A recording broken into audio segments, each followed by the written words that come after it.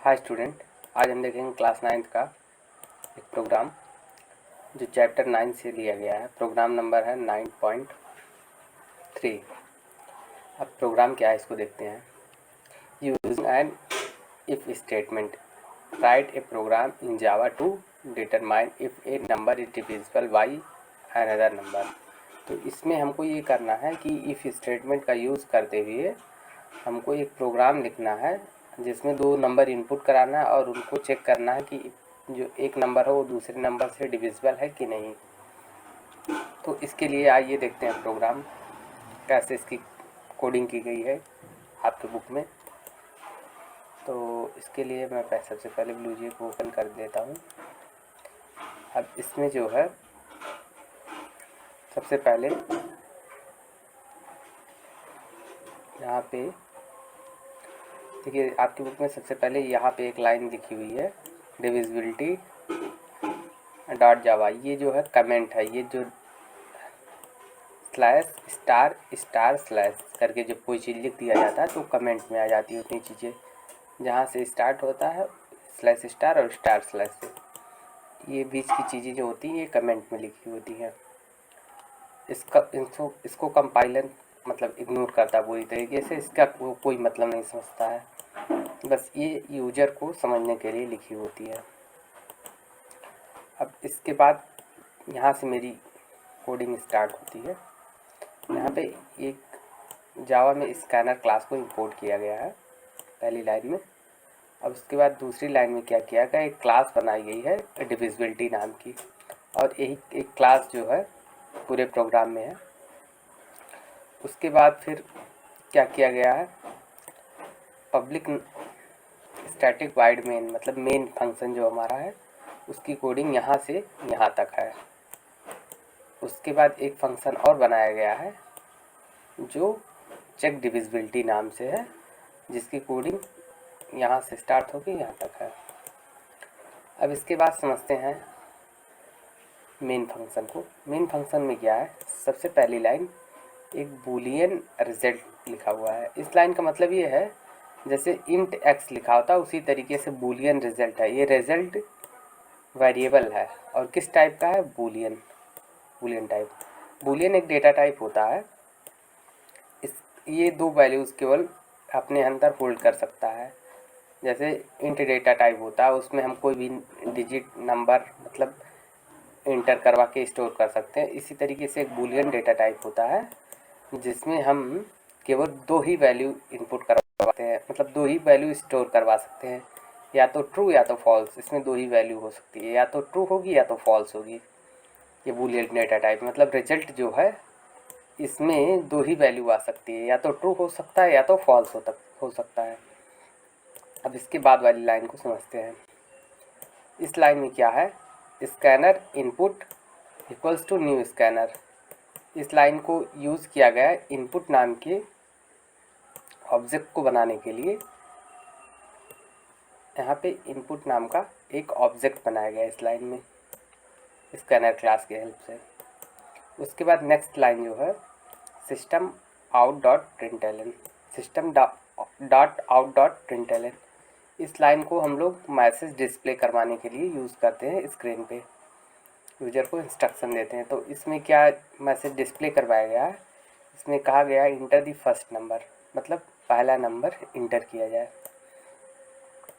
तो अब जब यूज़र नंबर इंटर करेगा तो उसके लिए हमको एक वेरिएबल बना के उसमें नंबर को स्टोर करवाना होगा। तो इसके लिए हमने नमोन नाम का इंट टाइप का वेरिएबल एक बनाया है, नमोन नाम का इंट टाइप का वेरिएबल, और उसमें मैंने इनपुट डॉट नेक्स्ट इंट के हेल्प से जो कीबोर्ड से डेटा इंटर करेगा यूज़र उसको नमोन नाम के वेरिएबल में स्टोर करवा लिया है, असाइन करवा लिया है। ये जो साइन होती है इक्वल बोलते हैं, जिसको इक्वल नहीं बोलते हैं जावा में, ये मैथ में इक्वल होता है, ये जावा में असाइनमेंट ऑपरेटर होता है। ये करता ये है कि जो इधर वैल्यू होती है उस वैल्यू को इस वेरिएबल में स्टोर कर देता है।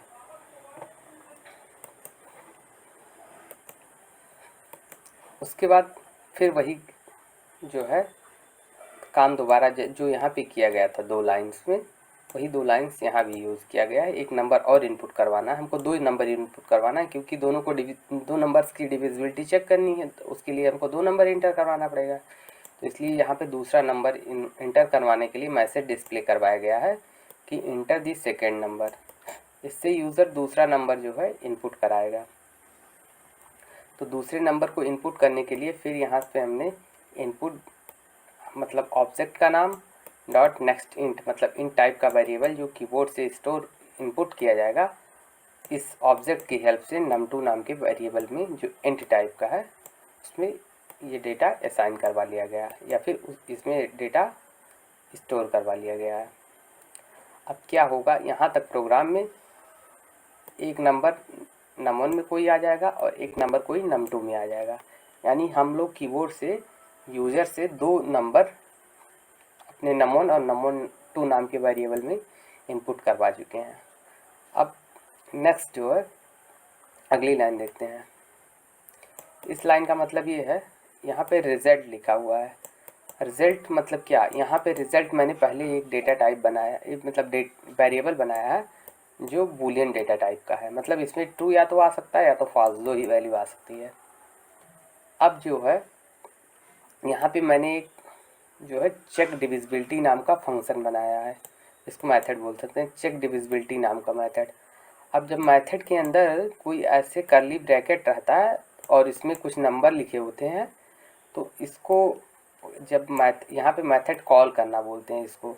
और जब कोई ऐसे मेथड होता है, यहाँ पे लिखा रहता है मेथड का नाम, उसके बाद पैरेंथेसिस लिखा होता है, उसके बाद सेमीकोलन। इसका मतलब ये है कि मेथड को यहाँ पे कॉल किया गया है और ये मेथड कहीं ना कहीं हमारे प्रोग्राम में कहीं बना है। तो अब क्या करेगा, यहाँ से कंपाइलर जब ये लाइन देखेगा तो वो सर्च करेगा कि ये मेथड कहाँ पे बना हुआ है। तो ये मेथड जो है दूसरे जो प्रोग्राम मतलब यहाँ पे जो फंक्शन है यहाँ पे बना है चेक डिविजिबिलिटी नाम का मेथड। तो ये क्या करेगा, यहाँ पे चेक डिविजिबिलिटी नाम का जो मेथड है ये 2 वैल्यू अपने साथ पास करेगा, जो num1 में एक वैल्यू थी और num2 में जो भी नंबर यूज़र इनपुट करवाया था, num1 और num2 में आ चुका था, वो क्या करेगा यहाँ से ये पास कर देगा चेक डिविजिबिलिटी नाम का मेथड। इसको कहते हैं कॉल करना फंक्शन को। अब यहाँ से ये फंक्शन कॉल होगा और यहाँ पे जो भी रिटर्न होगा, यहाँ पे ये फंक्शन जो रिटर्न करेगा वो वैल्यू इस जगह पे आ जाएगी। अब जब कंपाइलर यहाँ पे आएगा तो इस लाइन को जैसे ही रीड करेगा, ये num1 और num2 की वैल्यू लेके और ये चेक डिविजिबिलिटी नाम के मेथड पे पहुँच जाएगा रन करने के लिए। तो यहाँ पे उसको चेक डिविजिबिलिटी नाम का मिल जाएगा। अब चेक डिविजिबिलिटी नाम का मेथड यहाँ पे लिखा हुआ है। अब देखिए यहाँ पे 2 वैल्यूज़ num1 एक और एक num2, 2 वैल्यूज़ यहाँ से पास हुई हैं। तो यहाँ पे भी वही 2 वैल्यूज़ एक्सेप्ट करने के लिए 2 वेरिएबल बना हुआ है। num1 नाम का जो नंबर होगा या जो भी इसमें जो भी नंबर होगा वो इंट x में आ जाएगा और num2 नाम का जो नंबर होगा, जो वैल्यू होगी, वो इंट y में आ जाएगी। ये 2 वेरिएबल्स में आ जाएगा। अब इस मेथड के बारे में बात करते हैं। ये मेथड जो है चेक डिविजिबिलिटी, इसके सामने लिखा हुआ बूलियन, मतलब ये कोई भी जब मेथड लिखा होता है और उसके आगे कोई डेटा टाइप लिखा होता है, इसका मतलब ये है कि ये फंक्शन क्या रिटर्न कर रहा है या ये मेथड क्या रिटर्न कर रहा है। तो ये मेथड जो है रिटर्न कर रहा है बूलियन टाइप की वैल्यू। बूलियन टाइप की वैल्यू का मतलब क्या हो सकता है, या तो ये मेथड ट्रू रिटर्न करेगा या तो फिर फॉल्स रिटर्न करेगा। अब इसके प्रोग्राम की आगे की कोडिंग को समझते हैं। अभी तक क्या हुआ था, जो num1 में वैल्यू थी और num2 में वैल्यू थी वो x में और y में आ चुकी थी। अब क्या करना है, यहाँ पे x, अब यहाँ पे इफ़ स्टेटमेंट का यूज़ हुआ है। इफ़ स्टेटमेंट का मतलब ये है, इफ़ लिखा होता है उसके बाद एक स्टेटमेंट लिखा होता है पैरेंथेसिस में। अगर वो स्टेटमेंट ट्रू होती है, स्टेटमेंट ट्रू होती है तो इसके जस्ट बाद वाली लाइन रन होती है। अगर ये स्टेटमेंट ट्रू नहीं होती है तो इसके बाद वाली लाइन ना रन होके वो लाइन स्किप हो जाती है, उसके जस्ट बाद वाली लाइन रन हो जाती है। तो अब क्या होगा, यहाँ पे अब इस स्टेटमेंट को समझने की ज़रूरत है। इस स्टेटमेंट में क्या होता है, सबसे पहले तो इस इफ़ स्टेटमेंट में क्या है, इफ़ स्टेटमेंट में लिखा हुआ है एक्स मॉडुलस, इसको मॉडुलस भी बोलते हैं और रिमाइंडर भी बोलते हैं। एक्स मॉडुलस भी बोल सकते हैं, एक्स रिमाइंडर भी बोल सकते हैं, वाई। इसका मतलब ये है, इस फंक्शन का मॉडुलस फंक्शन या रिमाइंडर का मतलब ये होता है, इस नंबर में एक आगे नंबर लिखा होता है, एक पीछे नंबर और बीच में मॉडुलो। इसका मतलब ये है इस वाई से एक्स में डिवाइड किया जाता है और अगर जो भी रिमाइंडर होता है वो ये फंक्शन रिटर्न करता है। फिर से एक बार इसको समझना है कि ये जो x में वैल्यू होगी उसको y में जो वैल्यू होगी उससे डिवाइड किया जाएगा। उसके बाद जो रिमाइंडर होगा वो ये फंक्शन, ये ऑपरेटर, मॉडुलो ऑपरेटर या रिमाइंडर ऑपरेटर रिटर्न करता है। मतलब ये कहने का मतलब जो इन दोनों को डिवाइड करने पर रिमाइंडर बचेगा वो ये फंक्शन रिटर्न कर देगा। तो देखो, अगर कोई नंबर पूरी तरह से डिवाइड हो जाता है, इसका मतलब ये है कि रिमाइंडर ज़ीरो हो जाता है। या हम ऐसे बोल सकते हैं, कोई नंबर तभी ही डिवाइड होगा पूरी तरीके से जब उसके बीच उसका रिमाइंडर जो होगा डिवीज़न के बाद ज़ीरो हो। तो ये बात है एक कि रिमाइंडर ज़ीरो होना चाहिए। अगर ये रिमाइंडर ज़ीरो हो जाता है तो पूरी तरीके से डिवाइड हो गया, और अगर ज़ीरो नहीं हुआ तो फिर डिवाइड नहीं होगा, इसका मतलब। अब इस ऑपरेटर का मतलब समझते हैं। ये है रिलेशनल ऑपरेटर। ये क्या करता है, कंपेयर करता है दो वैल्यूज़ को। अब इसमें डबल इक्वल टू है, डबल इक्वल टू नहीं, मतलब इसको इक्वल इक्वल बोलते हैं, डबल इक्वल या सिंगल इक्वल ही ये होता है।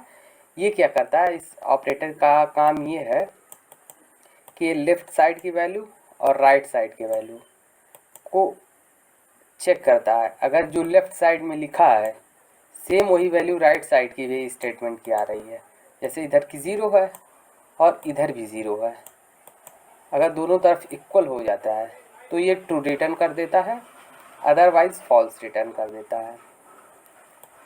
इसमें अगर इसको डिवाइड करने पे कुछ रिमाइंडर आया, यानी ये पूरी तरीके से एक्स वाई को जो है, वाई जो है एक्स को डिवाइड कर दिया, तो यहाँ पे ज़ीरो आ जाएगा। और अगर एक्स वाई को डिवाइड करने पे ज़ीरो आ गया तो इधर भी ज़ीरो हो जाएगा, और ज़ीरो ज़ीरो के इक्वल हो गया, यानी ये स्टेटमेंट ट्रू हो गया। और जब ये स्टेटमेंट ट्रू हो गया तो यहाँ पे पूरा ट्रू आ जाएगा, ये पूरे एक्सप्रेशन की जगह पे। और यहाँ पे इफ़ स्टेटमेंट में अगर ट्रू आ जाता है तो ये नेक्स्ट लाइन चल जाता है। तो यहाँ पे नेक्स्ट लाइन पे चलने पे हमको ये फंक्शन जो है या ये मेथड जो है यहाँ से रिटर्न कर देगा ट्रू, क्योंकि रिटर्न स्टेटमेंट कोई मेथड जो है जब रिटर्न आ जाता है कीवर्ड तो वहाँ से फंक्शन जो है टर्मिनेट हो जाता है, या वो मेथड टर्मिनेट वहीं से हो जाता है। तो यहाँ पे ये वैल्यू इवेल्युएट होगी और यहाँ पे ये ट्रू रिटर्न करेगा। तो यहाँ से जैसे ट्रू रिटर्न करेगा तो यहाँ पे, यहाँ से फंक्शन कॉल हुआ था वहाँ पे ट्रू चला जाएगा, तो उस केस में यहाँ पे ट्रू आ गया, तो रिज़ल्ट में ट्रू आ जाएगा। रिज़ल्ट में बूलियन टाइप का एक वेरिएबल था, तो इस वेरिएबल में या तो ट्रू आ सकता है तो फॉल्स आ सकता है। और यहाँ पे जब ट्रू आ गया, इस पूरे मेथड जहाँ से कॉल हुआ था वहाँ पे अगर यहाँ पे ट्रू आ गया तो ये भी इस रिज़ल्ट में भी ट्रू हो गया, क्योंकि ये वैल्यू जो है इस वेरिएबल में, ये वैल्यू जो है यहाँ पे ट्रू आ गया तो ये यहाँ पे असाइन हो जाएगी रिज़ल्ट में। अब फिर इसके बाद अगली लाइन यहाँ पे एग्जीक्यूट होगी, ये वाली लाइन। इस लाइन में क्या है, एक मैसेज प्रिंट करवाया गया है, system.out.println, system.out.println। इसका मतलब ये होता है कि मतलब ये डिस्प्ले करती है कि स्क्रीन पे मैसेज। और इसमें जो डबल कोट्स है में है लिखा हुआ वो सेम वही जो है प्रिंट हो जाता है, और लेकिन जो प्लस के बाद होता है, जैसे डबल कोट्स यहाँ पे से यहाँ तक है, ठीक है, उसके बाद एक प्लस ऑपरेटर लगा हुआ है, उसके बाद एक नमोन लिखा हुआ है। तो जब ये प्लस ऑपरेटर के बाद कोई चीज़ लिखा जाता है तो यहाँ पे वेरिएबल लिखा जाता है। तो वेरिएबल मेरा यहाँ था एक, तो मैंने इनपुट में जो कीवर्ड जो पहले लिया था नंबर, उस नंबर की वैल्यू आ गई। फिर यहाँ से यहाँ तक ऐसे डिविजिबल बाई पूरा ये ऐसे प्रिंट हो जाएगा डबल कोट्स वाला। उसके बाद फिर num2 के जगह पे num2 में जो वैल्यू आई थी वो वैल्यू आ जाएगी। इसके बाद फिर इस पूरा वैसे कहा वैसे प्रिंट हो जाएगा। इसके बाद रिजल्ट जो है इसके जगह पे ये रिजल्ट में जो वैल्यू आई थी ट्रू या फॉल्स वो आ जाएगी। आई होप ये प्रोग्राम आपको समझ में आया होगा। अगर आपको प्रोग्राम हमारा समझ में आया हो तो आप हमको शेयर कर सकते हैं, आप प्रोग्राम को शेयर कर सकते हैं और हमको थोड़ा कमेंट लिख के मोटिवेट कर सकते हैं, जिससे हम और प्रोग्राम वगैरह आपके बुक से बनाने की हेल्प करें। और हमारी कोशिश अगर आपको कामयाब लगी हो तो जो है हमको थोड़ा और प्रोग्राम आप लोग भेजा करिए, जिससे हम और ज़्यादा से ज़्यादा बढ़िया आपको प्रोग्राम दे सकें। धन्यवाद।